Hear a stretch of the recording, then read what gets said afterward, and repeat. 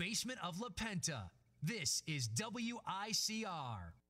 Hello everyone, welcome back to the Sportsville. I'm your host with the most, Jersey Joe, and the 2015 NFL Scouting Combine is upon us. Now, it's kind of a dead time in sports right now. I mean, we do have great UEFA Champions Leagues coming up, but this weekend the NBA isn't back until Thursday. You've got some college games, but it's kind of nice to have football back in the mix this week. Starting Friday, though, the NFL Scouting Combine. And is the Scouting Combine the most earth-shattering thing in the world? No, but it's interesting to kind of take a look at the prospects since the college season ended. Obviously, the two guys that we're all circling more than anyone else is Jameis Winston and Marcus Mariota, and my feeling all along has been I'm more of a Marcus Mariota guy now. I think Jameis Winston has every single skill and every single tool that you need to succeed at the next level. But I just think that the off-the-field things, I mean, some people have said that they're a little overrated. I don't know, because my feeling is when you make bad decisions off the field, how can I trust you to make good decisions on the field? And let's be honest, Jameis Winston made a lot of bad decisions on the field this year as well. A lot of turnovers. That Florida State offense just didn't have it this year. I mean, they were good. They didn't lose a game in the regular season, but I just never felt confident in that offense all year, and they just really, I mean, you saw in the Florida game this year with the picks, Jameis had a lot of games where he's very turnover prone, where Marcus, I feel like really progressed and got even better his final season. I mean, and that's the one thing is the knock on Marcus is, can he transition to a pro-style offense? He didn't really have to operate that way in college, and I've never been worried about that. I think when you have a guy like that who's going to put the work in, you've got to build a system around Marcus, and if you do that, if you're willing to work with him, I think things will work out. But both guys have a tremendous ceiling to succeed at the next level. They both have tremendous ability that we haven't seen from a lot of guys. They're very unique. I would draft either one probably, but now the reports, they've kind of been all over the place. At first, it seemed like Tampa Bay was on the Winston bandwagon. Now it seems that all the reports coming out are saying that Tampa Bay actually prefers Marcus Mariota. Lovie Smith actually likes Marcus Mariota more. And it's interesting because now then we're hearing that the Eagles are poised to make a move up and get Marcus Mariota. They'd have to make a trade up a lot to get him. And it's so interesting because if Marcus goes anywhere, the place I really believe he'll succeed the best is Philadelphia. And it's all because of Chip Kelly. It really is. I think there's not another coach who could build an offense to fit his style the best than Marcus. I really don't know if you'll see another coach who could get the most out of him in an offense. I just think, look, do the Eagles have something good going with Nick Foles? Probably. I mean, the guy's played really well with them. He's won a lot of football games, shown he can win a lot of football games. But Marcus, I just think, has things that, when utilized properly, are a matchup nightmare. I mean, you just look at the way he reads defenses really well. He's a smart kid. His speed is incredible, and he's not a guy who I feel like at the next level, he's smart. He's not going to turn into a guy who's going to always look to run to bail himself out. I think he's going to be like Russell Wilson. Run when he has to run. Run when it's the smart time to run, not run just for the sake of running and making a play. Because when you do get running, and Marcus has got to put on a little bit of muscle, he's going to get hurt. He really is if that's the way he's going to play. But I don't think he will. I think Marcus is a very smart guy. Now, there are reports he may not throw at the scouting combine, and that doesn't really mean anything to me. I mean, what we see at the combine is really just, and I think Bill Polian puts it best, good combine scores justify bad draft picks. It really does. You know from watching the tape, from interviewing these guys, what their potential is going to be. It's not going to be what they do at the scouting combine. The scouting combine is kind of just to test those little things like their speed, all the vertical ability, all those things. And I feel like it's more for guys you're on the fence about. If you're going to take Marcus Mariota or Jameis Winston, nothing they do at the combine is going to change your thoughts on them. You know what they are. You've been studying the film. You've been looking at these guys' backgrounds for a long time now. You know what they are. Nothing here is going to change. It's more the guys on the fence. But other than quarterback, and there is a couple other, I mean, the two big ones are Winston and Mariota, but there are some other interesting ones. I mean, you have Brett Hundley, Bryce Petty, but I think after that you're kind of reaching for quarterbacks. I think there's two definable ones who are going to be the face of this draft, who are probably going to be taken in the top 10 picks, and there's no question who those two guys are. But it's a great draft for positional players. This is such an important upcoming draft for a lot of teams that are really just almost at that point, like the Colts, like the Falcons, who are still trying to get back there. A lot of these teams who are only a couple players away from really solidifying themselves.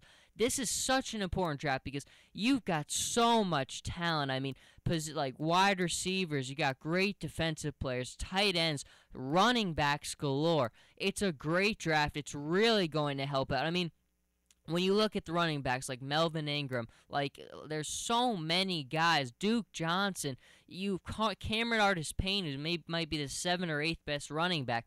There's just so many good players in this draft that are really going to help you out. If I'm a team like the Colts, I'm ecstatic because I really can't afford to miss on my picks this year. But you've got, and even with wide receiver, I've seen Amari Cooper dropping in some projections, Kevin White and Devontae Parker above him. I still put him as my number one wide receiver. I mean, the guy is just outstanding. Now, I think all three of them are starters, or could be incredible receivers for any team. I like Devontae Parker more than Kevin White. Devontae Parker is outstanding. I mean, this year wasn't really as big of a name because of what Louisville had at quarterback, but last year with Teddy Bridgewater, you could just see it. This guy is incredible. If you give him a pro-style quarterback, the guy's going to put up monster numbers. He's really good, Devontae Parker. But Amari Cooper, we saw it all year what he did with Blake Sims. I don't think Blake Sims was tremendous, but I mean, Amari Cooper, how many times did he bail Alabama out? Just his athleticism is off the charts. Everything he can do on the football field is incredible. I love him. And Kevin White from West Virginia, also not as big as Devontae Parker and Amari Cooper, but the speed, this catching ability is also excellent. It's really exciting because I just look at this draft, and the last couple, I don't really know if we could exactly call them deep drafts, but this one I really feel like more than the last two is about as deep as you could get. I mean, you're really going to see a lot of teams getting a lot of big players to help them out this year. It's going to be very exciting. But the one that we're always going to look at more than anything else is quarterback. The last two drafts for quarterbacks, really not that strong. I mean, last year definitely a little bit better than the year before. The year with Geno Smith and E.J. Manuel, that wasn't really the most riveting draft in the world. But last year, a little bit better. I think this year we definitely see a much better one because the two guys there have all the talent in the world and are definitely guys that could really change a franchise's fate. But it seems like right now we're just kind of trying to figure out what they're going to do. Tampa Bay is definitely taking one of them. I don't know which one it is. I don't know what reports are true. They're absolutely taking one of them. Tennessee is the weird one.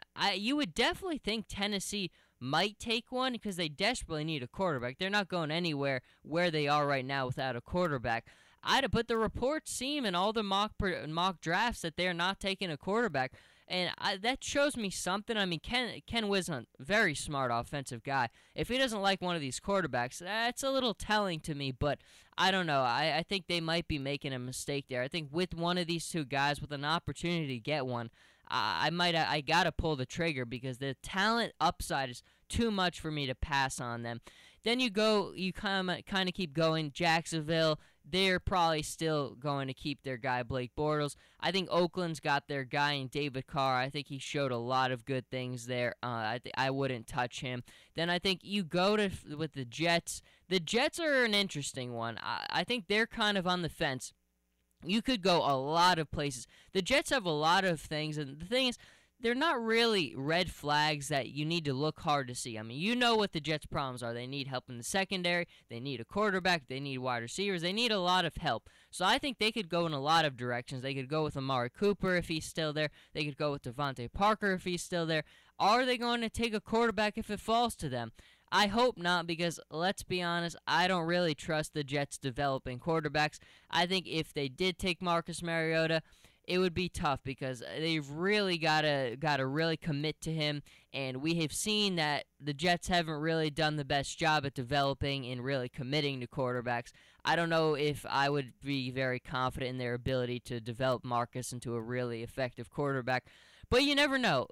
Are the Eagles going to pull a move?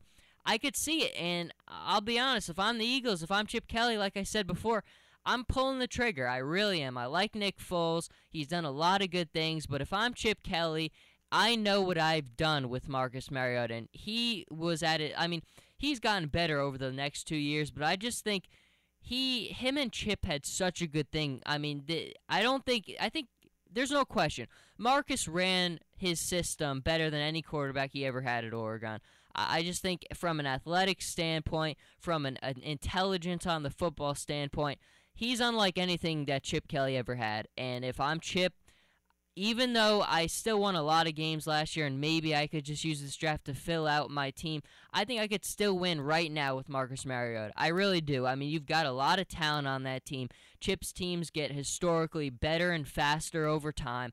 His team will get faster with Marcus, and it won't be as big of a adjustment trying to understand it. Now, learning the offense will definitely be easier, but the hardest point and the thing that you always worry about the most with rookies is reading the game, reading an NFL-style defense. It's unlike anything else. It's extremely difficult. It can make or break you. Athleticism will not get you over the hump in the NFL. It's your ability to read and understand the game is the biggest thing, and I think knowing the offense beforehand is the biggest thing.